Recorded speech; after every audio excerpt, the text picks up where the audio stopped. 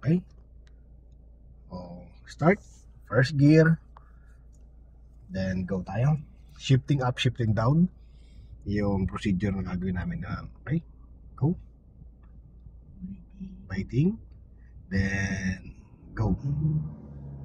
Tingin mo na wala sakit dyan. Meron? Okay, so slow down ka lang muna. After niya mayroon pa rin. Kasi may motor dito sa unahan ba eh.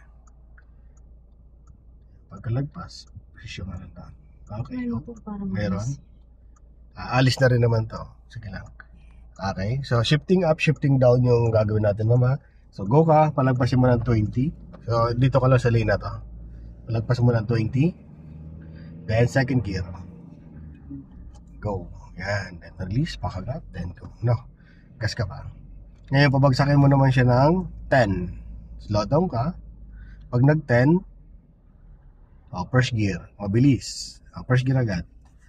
Okay. Then go. Okay. And lagpas ng 20, second gear. Yes, gonna go. Yan. So kailangan mo master mo yan kasi lalo sa mga traffic o kaya mga ganitong pataas. So kailangan mo ma-master yan yung shifting up, shifting down na yan. So paglagpas ng 40, so magte third gear ka. So ngayon nasa 30 ka pa lang naman. So lang yan. Palagpasin mo naman siya ng 40. Okay, 40 na. Okay, third gear. Okay, so sige, position mo na siya. May mga nakabike. Tingin ka agad doon. Yan.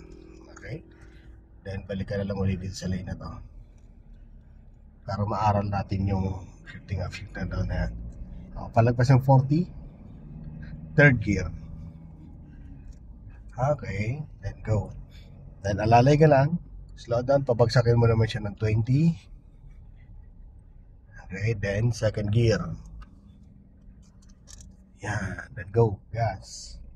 Okay, pabagsakin mo siya ng 10. Slow down, pabagsakin mo siya ng 10. Baba. Okay, then first gear. Okay, then go. Yan.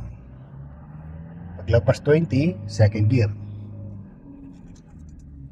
Okay, go. So, tingin sa kabilang lane kung walang sakyan sa kapit sa inner. Wala.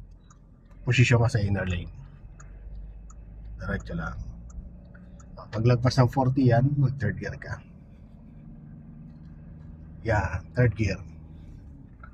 Very good. Then go, gas.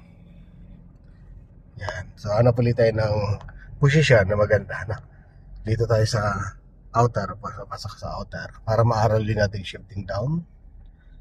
Okay, so pabagalin mo lang, hindi mo bumagal siya. Pag ramdam mo nasa 20 na, ayun na, second gear. Okay, then kagat agad, then clutch na. So punta sa inner lane, tingin dyan, wala, go, kasi may sakyan dito. Yan, lagpas ang 40, third gear. Go. Yes. Diretso ka lang.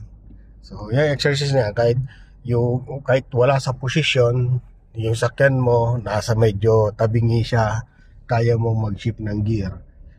Okay? Yung biglang bumagsak yung takbo mo, kailangan mabilis ka mag-shift ng gear. Tama? Kailangan accurate, lalo pag mga pataas. Pag hindi accurate ang pasok ng gear, so, hindi na makaka-akit yung sakyan mo ng tama.